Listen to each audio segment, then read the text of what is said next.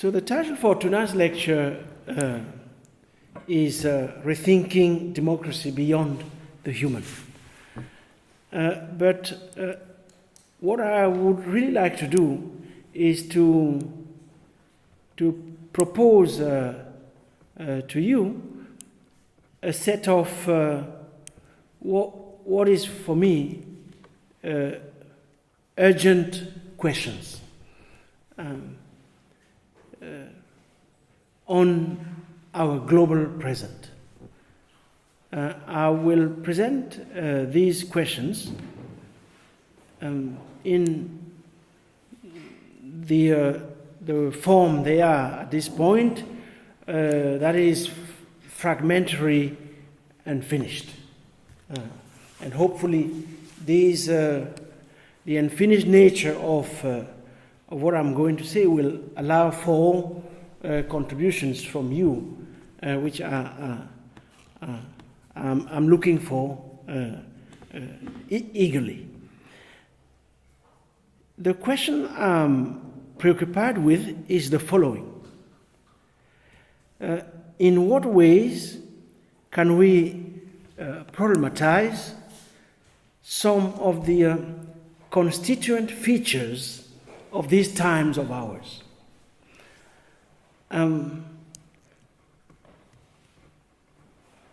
I could formulate that question differently. I could formulate it in the following manner. What time is it? What time is it? What are the key features of this peculiar moment our world is going through? A moment for which there doesn't seem to be a proper name yet. And since naming our time is part of what is at stake, I suggest that in the midst of the current dread, it's a word that Sarah was using this afternoon during one of our sessions, in the midst of the current dread and confusion, one thing at least is clear. Ours is a time of planetary entanglement. During our seminar yesterday, I argued that worldwide the combination of fast capitalism, soft power warfare, and the saturation of the everyday by digital and computational technologies, that combination has led to the acceleration of speed and the intensification of connections. I think that's something we are aware of. We can hardly dispute it as a fact of our times. I also made it clear that entanglement is not all that characterizes the now. Indeed, wherever we look, the drive is decisively towards contraction, towards containment and enclosure, or to put it more accurately, selected permeability. By enclosure, contraction, containment, selected permeability, and I'm sure there might be many other characterizations, I mean two things. First, I refer to the proliferation of boundaries and the erection of all kinds of walls and fortifications, gates and enclaves, or practices of partitioning space, of offshoring and fencing of wealth, a process that is once again global, or to put it differently, planetary. And you find it everywhere. In the north, in the south of the north, in the north of the south, in the east of, it's everywhere. So that's the first meaning I give to the 1, 2, 3, 4 terms: enclosure, contraction, containment, and selective permeability. But there is a second meaning I give to those terms, and here I refer to, let's call it a matrix of rule. A matrix of rule mostly designed for those human bodies deemed either in excess, unwanted, illegal, dispensable, or superfluous. And Hannah Arendt has some fabulous pages on this question of superfluity, on the superfluous, and how it is treated in moments of human history when the very enigma of existence, collective existence, is no longer taken for granted. So it seems to me that perhaps more than at any other moment in our recent past, we are increasingly faced with the question of what to do with those whose very existence does not seem to be necessary for our reproduction. Those whose mere existence or even proximity is deemed to represent a physical, cultural, or biological threat to our own life. I would like to suggest that paradigmatic of this matrix of rule is present-day Gaza in Palestine. Gaza is a paradigmatic example on two counts.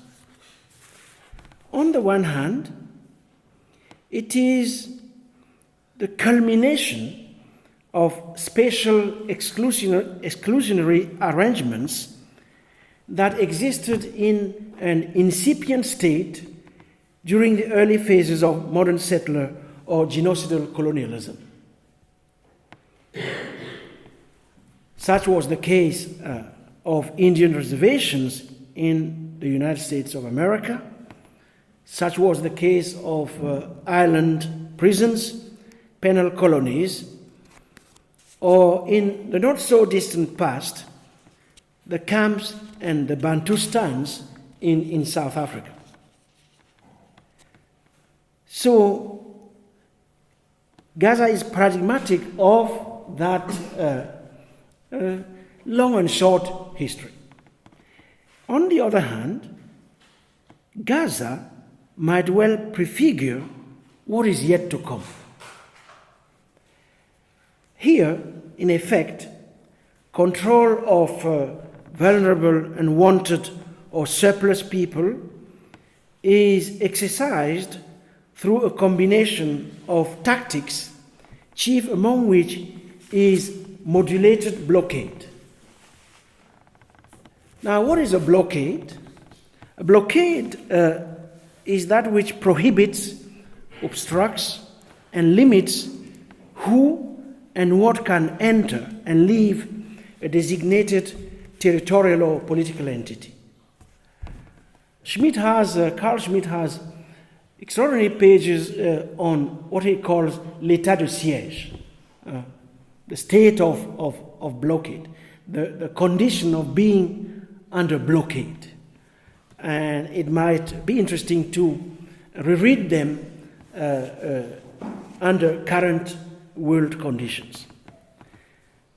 The goal of a blockade might not be to entirely cut such entity off from supply lines, infrastructure grids, or even trade routes. The said entity is nevertheless relatively sealed off in a way which effectively turns it into an imprisoned territory, including, of course, naturally, those who inhabit such a territory. In the case of Gaza, comprehensive or relative closure is punctured by periodic military escalations and the generalized use of extrajudicial assassinations. In turn, spatial violence, humanitarian strategies, and a peculiar biopolitics of punishment all combine to produce, as I just said, a peculiar carceral space in which people deemed surplus, unwanted, or illegal are governed through abdication of any responsibility for their lives and their welfare. So, I'm making this to suggest that we live at a time when we witness a proliferation of forms of, let's call them, government by abdication of responsibility, and we witness this including within advanced democracies. It's not simply a peculiarity of those faraway places where these things come somewhat naturally. This is also characteristic of life in contemporary so-called advanced democracies, liberal democracies. But this is not all.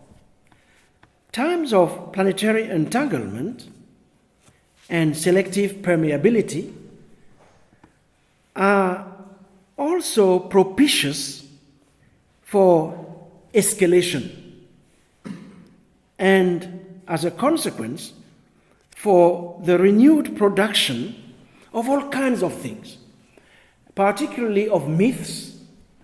There is a return to rehabilitation of mythology, to fictions, the entry into a cinematic time, fantasies, both Baroque and dystopian. Immaterial formations which strive to generate their own actuality through sheer excess and stupefaction. And that's why I think Sarah was right to, for those of you who have been attending our sessions, to suggest that we take seriously the fact of dread as typical of these times of ours. Indeed, moments of escalation, some would call it acceleration, can also be genuinely frightening. Why? This is because in the midst of the dread, many suddenly come to the realization that things could get uglier. They suddenly awaken to the consciousness that events they always imagined were all but improbable might in fact happen, and they might end up having to go through a lot more than they ever thought or were prepared for. A number of friends living in the Korean Peninsula right now, suddenly they write to you and tell you, no, we really didn't believe this, but we might be at the epicenter of some nuclear confrontation. We never thought it would happen, or if we thought it might happen, we didn't think it would happen lifetime. Now there's a plausibility that that might be the case. So that's one example of living in the midst of dread, but there are minor other examples which are not insignificant. And indeed, throughout the world, including in the wealthiest parts of the globe, many are prepping for disaster. For instance, a significant number of techies and apocalyptic libertarians in places such as Silicon Valley actually believe that the world is going to end. We're not just talking about, some poor people in a slum who have been waiting for some messiah, for a long time. These are professional people equipped with immense cultural capital, invested in at the cutting edge of our technological present, but who are indeed developing these ideas and actually preparing for them, running away to New Zealand, for instance, to find a place where they think they might be, protected from the impending catastrophe. They are convinced that the human species is moving toward a dark future, an eschatological moment that might signal either the end of its history on Earth or the return to some kind of idyllic past. There's a piece by Sam Frank in Harper's Magazine in January 2015 called "Come with Us If You Want to Live." Live meaning if you want to still be alive, which is a vivid ethnography of these apocalyptic libertarians and techies. You might want to read it to properly understand what I'm talking about. So as confidence in freedom and democracy erodes, and all the studies show that that is the case, both in post-industrial societies as well as in so-called emerging nations, and many people don't believe in it any longer. Or even when they still believe in it, it's manifest that liberal democracy is in crisis. So confidence is eroding, including in freedom, in the capacity, the whole Enlightenment idea that what makes the human is our own capacity to legislate for ourselves. So as all of this is eroding, paranoia, conspiracy, and suspicion are increasingly becoming the dominant languages both of power and of those who oppose it.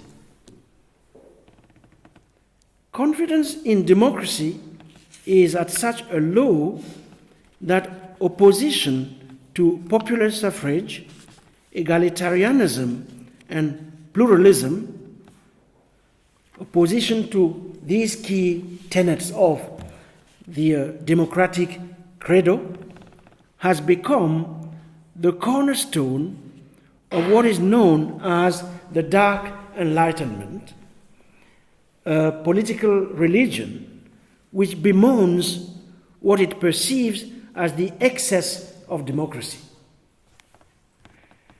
It is a movement not entirely confined to the white supremacist fringes of our societies, but it's a movement which calls for the exit from democratic society, exodus from it, and for a total corporate and absolute dictatorship.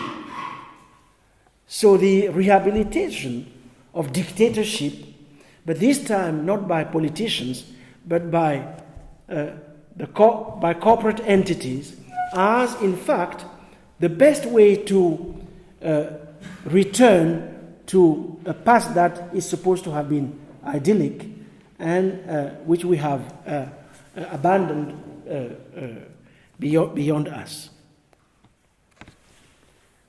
So it's a movement, the Dark Enlightenment movement, which is also deploying the familiar tropes of white victimhood this credo which reaffirms the myth of so-called human biodiversity, which believes in supposed differences in intelligence across races, all of that is coming back with vengeance. And not only in the underneath of our societies, in the public scenes of the contemporary. It's a movement that also sustains the dreams of a future society, as I said, integrally run by technology, and specifically set aside a part of the world for unregulated experiment. That you want to secede from the world, set yourself apart. That was the very meaning of apartheid, that apartheid suddenly has a future. We thought in South Africa it belonged to the dustbin of history, only to wake up in a world in which, in fact, it seems to represent the future. So you can understand the nightmare some South Africans, of which I'm not, thank God, they find themselves in the midst. But Sarah is, and she can tell you something about it. About this movement, I refer you to the work of somebody called Corey Payne, P-E-I-N. It's about the dream of a Silicon Reich, the combination of the Reich and of Silicon, basically the Mecca or the Jerusalem of advanced technology, combination of both. So this is what I call negative messianism. And I would like to spend a little bit of time developing, giving you some ideas around this concept of negative messianism.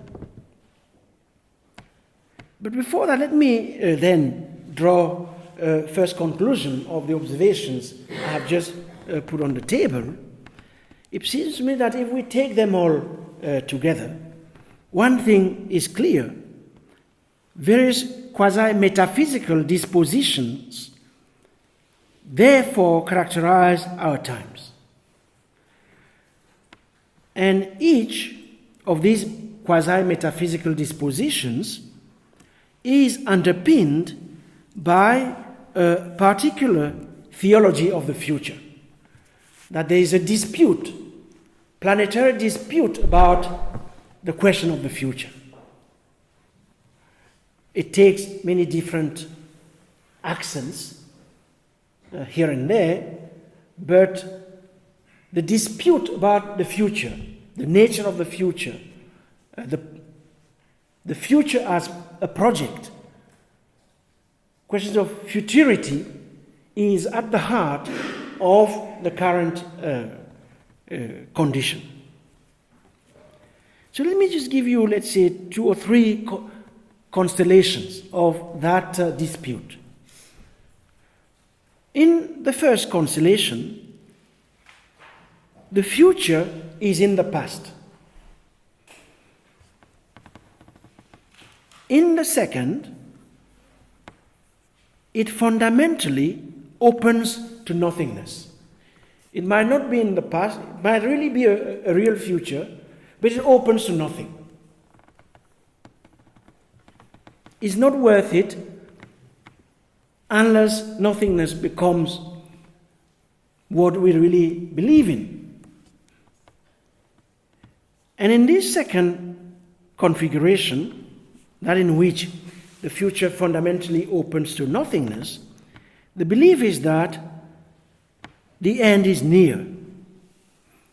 Belief is that destruction is inevitable, and since what is coming will destroy us all anyway, many are asking, why wait? Why should we be waiting? Let's bring it on. Let's just end it all now. There's a third configuration which celebrates the fact that human reason has seemingly reached its limits.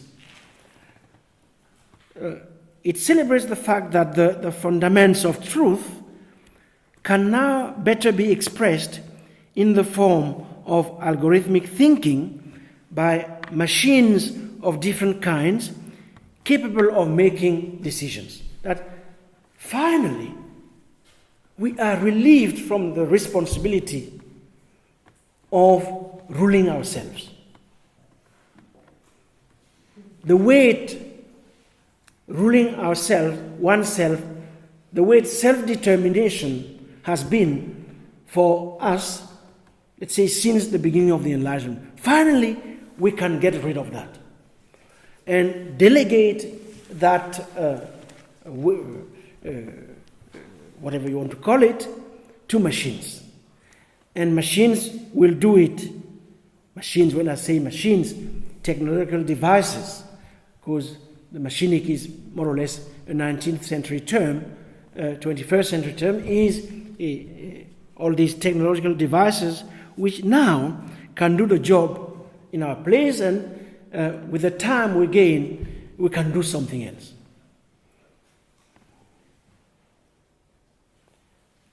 And here I refer you to the work of Luciana Parisi, a very important article published in Cultural Studies in fact last year, which is called Automated Thinking and the Limits of Reason. So it's an argument on reason which is not really the Adornian argument. It's somewhat different. Celebration of the fact that finally reason has reached its limits. So those are three configurations. Let me maybe add a few more. One in particular, in which the messianic takes the form of prosperity theology. And here, the religion is what? I mean, there are some religions without theology, some theologies without religion.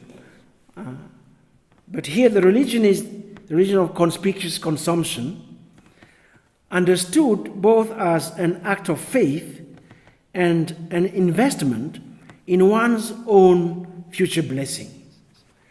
The person who really does tremendous work in studying these new forms of charismatic religiosity, Pentecostalist religiosities, is Jean Komarov, in a work published in the early 2000s, which has to do with Pentecostalism, populism, and the new politics of affect. Well before the question of populism became so present in our public discussions. She was already identifying in the expansion of Pentecostalist forms of faith, let's say, the ingredients of what has now become a full-blown political disposition. In a context in which the old dichotomy between the sacred and the profane seems to have been erased, and if it hasn't been erased, at least does no longer obtain in the same way as recently, in a context in which miracles, the miraculous, has become the stock in trade. The belief in miracles. Spinoza has some fabulous pages on the miraculous. I think in his major work, politico-theological, in the very first chapters. It's absolutely interesting to go back to that in the context, the current context of explosion and proliferation of the believable, that we are willing to believe anything.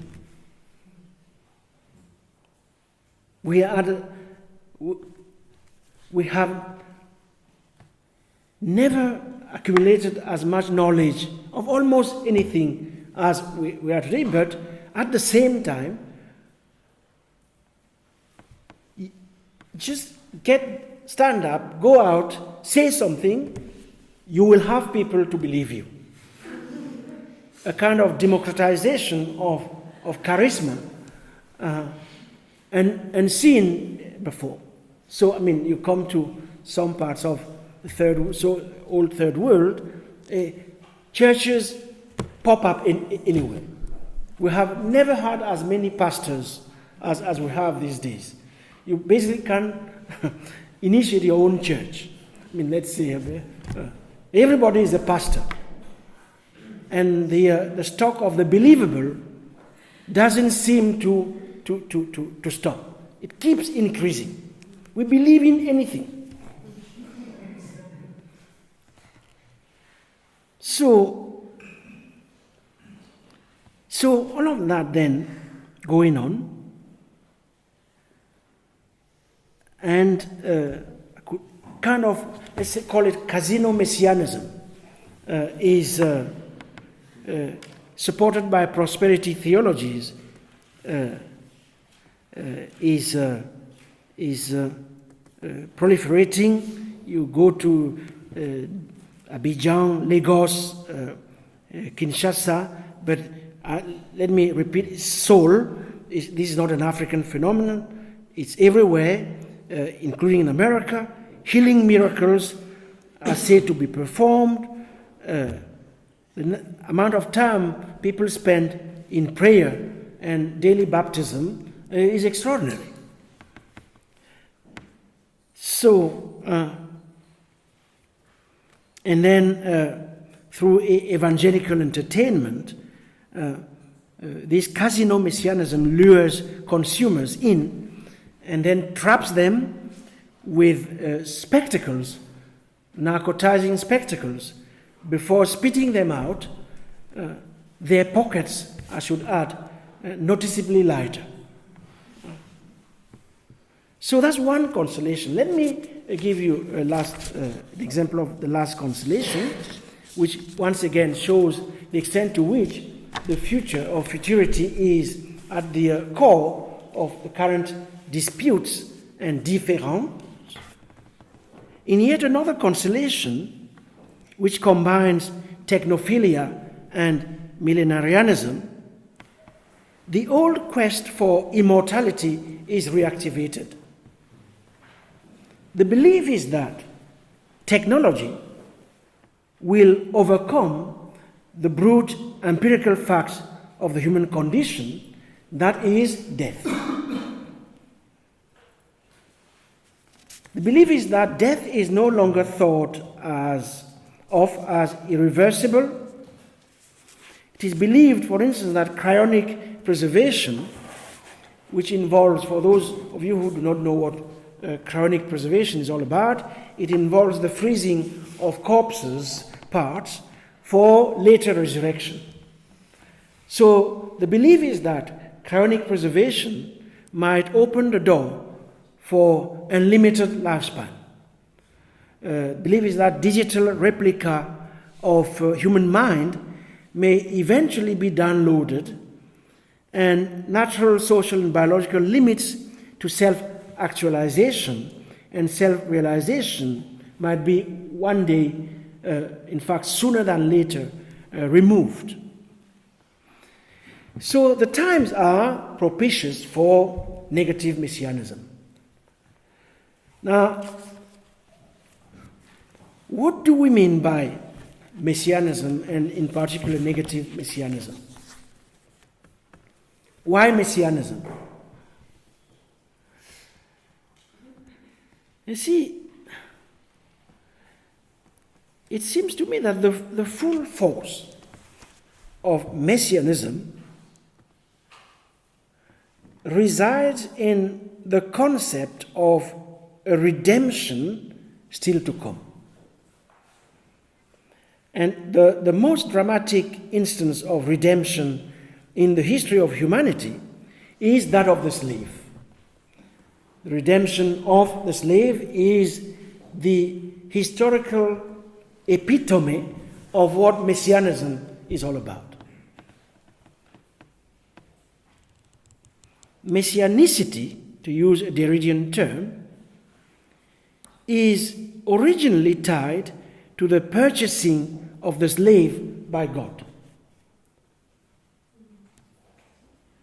which means that a human being formerly owned by a master, the slave, is declared bought by God, who, in retrocessing full value to the captive, effectively redeems him or her.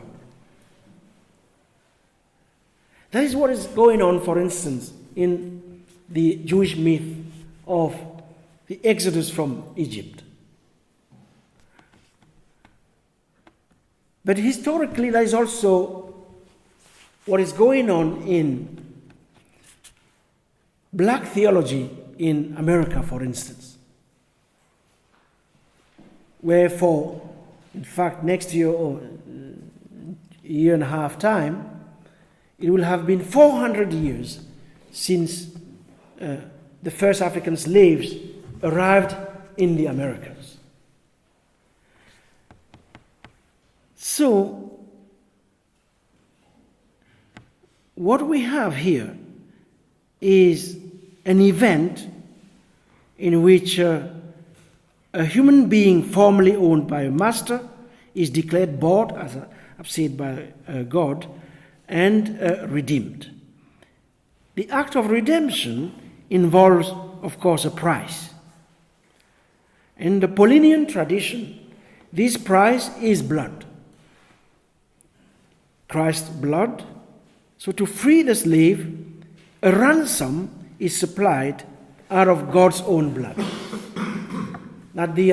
Which gives to the act of redemption a corporeal and fleshly and bloody character.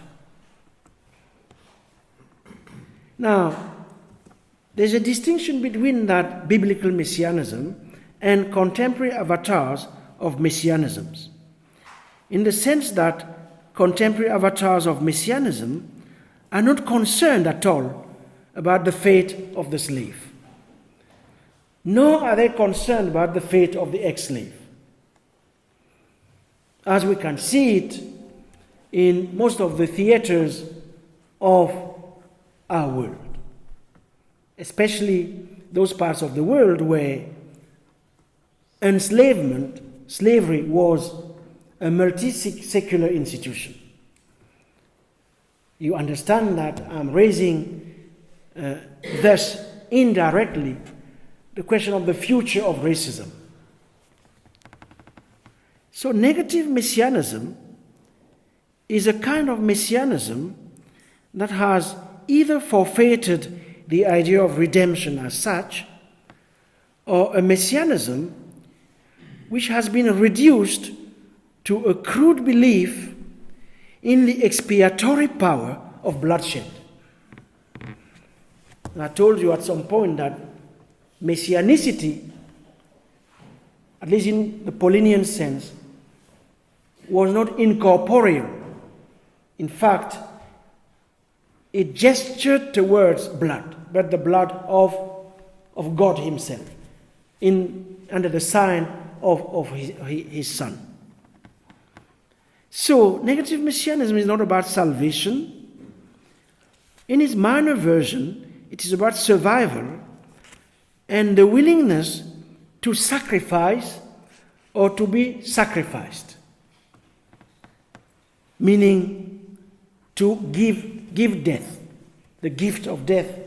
D.E.A talks about in an entirely different context, and not so different, in fact, since part of the book is really an elaboration around the story of the sacrifice of Isaac by his father. It's a kind of messianism whose aim is to turn a forgiving God into an ethnic and angry God. In its most tech dystopian instantiation, the future, and here I quote Heather Havrilesky, a short piece called Apocalypse Soon, so I quote him or her, the future is an anxious bird flying in circles over a hot, flat, crowded landscape, biding its time until an ISIS-operated drone sprays weaponized bird flu in its face. What else can it do? The clock is ticking down and nothing is sustainable. The seas are boiling, filthy with plastic bags and drowning polar bears. The smoggy air will soon be swarming with more US military drones, rogue states' nuclear drones, homemade bioweaponry, and Amazon's fleet of robotic delivery devices. So that's the... Okay, you understand that there is something excessive in all of this, but that's precisely part of, let's say, the metaphysical dispositions of our times I'm trying to capture. So I can go on and on with this. I mean, let me give you one more quotation and then we'll move on. For those of you who read sci-fi or are tuned to some of those horror movies of our times, you might notice the extent to which stories about an increasingly dangerous and insecure world in turn nurture the thirst to trace and mete out justice and retribution. So the Messiah, the negative Messiah, is really not interested in justice. He or she is interested in retribution. He or she confuses justice with retribution. So you have all those stories in these two genres. Stories of retribution against anonymous and not so anonymous enemies, terror cells manufacturing AK-47s on 3D printers, freelance assassins with I quote now, termite-sized drone armies. Notice the extent to which the drone comes constantly in these imaginations. Google, Amazon, and Facebook, responsible for bundling all our personal data, social security numbers, credit card numbers, nude photos, names of children, pets, second cousins, before selling them to data brokers or peddling them to identity theft crime rings and pedophiles. As you can spend the whole evening, quoting all of this, let's just leave it at that. Now let me say a few things about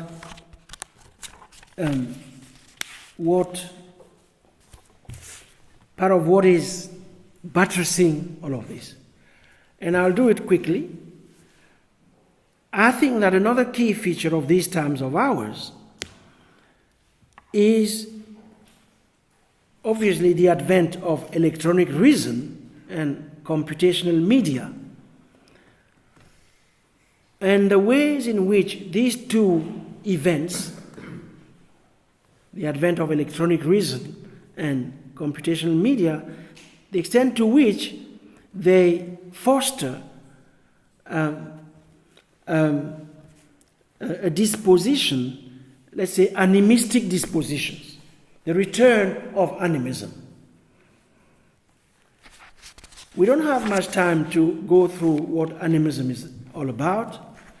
I can, in case you want or you feel the need, comment on animism a bit later.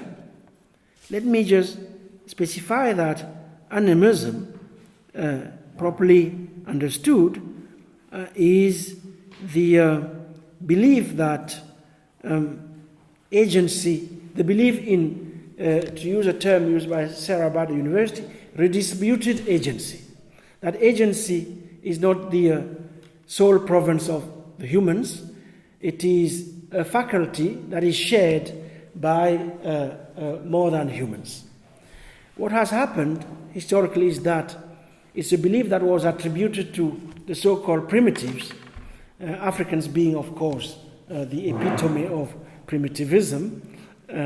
Primitives in the sense that these are people who were like us when we were children. The difference with them is that we grew out of childhood, but they never exited childhood. That's the meaning of primitives in this sense. And therefore, because they never exited a state of childhood, they still believe that a stone can act, or a tree can speak. They still believe in such stories. And the idea that a tree can speak, that a stone can act, inflict damage or protect, this is the manifestation of animism. So when I say the return to animism, it's ironic way of gesturing towards the idea of all of us becoming African again, since Africans are so that becoming African of the technological era seems to me a key aspect of this, and you understand, as I said, that I use it ironically. Now, let me move towards the end and comment a little bit on one consequence of this return to animism, which has to do with the weakening of something I call public reason. I don't want to say the end of public reason, but let's just agree on the fact that there is a weakening of public reason. And in introducing this concept, I want to comment briefly on the fate of democracy in the age of electronic reason and the quasi-hallucinatory power unleashed by contemporary computational technologies. I'm convinced that more than ever, if we are serious about the fate of democracy in our world, we now need a critique of technology that is up to the challenges posed by the advent of computational media. And it's a critique of technology that has to go somewhat beyond the classical Heideggerian questions concerning technology. I say this mindful of the fact that the main threat to the contemporary liberal order stems from the fact that global capitalism is less and less about the creation of social wealth. I say this in a context in which I think that the biggest threat to democracy is indeed financial capitalism, that these two orders of the world, capitalism and democracy, at some point relate each other, but it seems to me that we have reached a point of bifurcation when the two do not accommodate each other any longer, in any case in a way that could help democracy to prosper. I have a whole set of considerations here on the kind of human that computational technologies are bringing into being. It doesn't seem to me that this kind of human is precisely the kind of subject liberal democracy was made for, and there are a number of reasons for that. I can come back to that during the discussion. Let me just conclude now with a few comments on not what is to be done now, but a few comments on the question of repair, not reparation, but the question of repair. What would a politics of repair look like? That would be an antidote to the kinds of descriptions, evocations, and analogies I have made during the earlier minutes. And here, as what I'm going to say emerges out of the continent of Africa, it seems to me that there is no part of the world other than Africa where, constrained by brutal circumstances, people are so constantly forced to innovate both in ways of being, ways of thinking, and in ways of making things. I say this because putting together, and I insist on that term, putting together, as opposed to tearing apart, putting together again and repairing what has been broken up, bodies, tools, institutions, symbolic systems, have become the very condition of survival. But you cannot survive in Africa if you do not engage in practices of repair. Reparation. Today, in major cities throughout this vast continent, it is common for objects of use value to be made from apparently worthless things considered to have no value.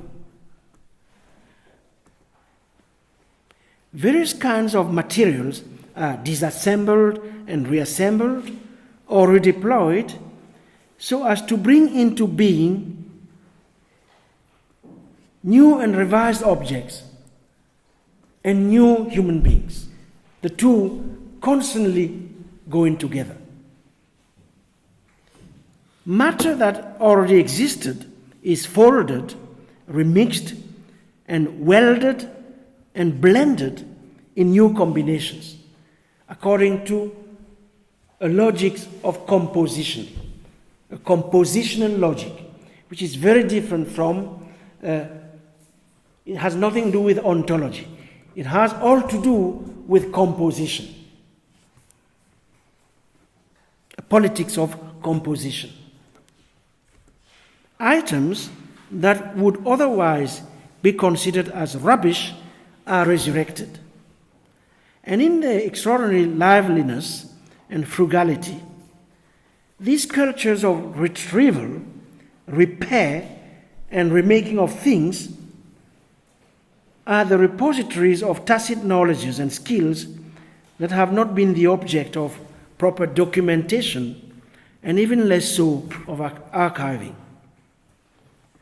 The question I would like to leave you with, which is, as I said, a question posed from an African perspective, is whether this apparently inexhaustible capacity for creativity and resilience can be harnessed to propel not only Africa, of course Africa, our planet into a future worth its name.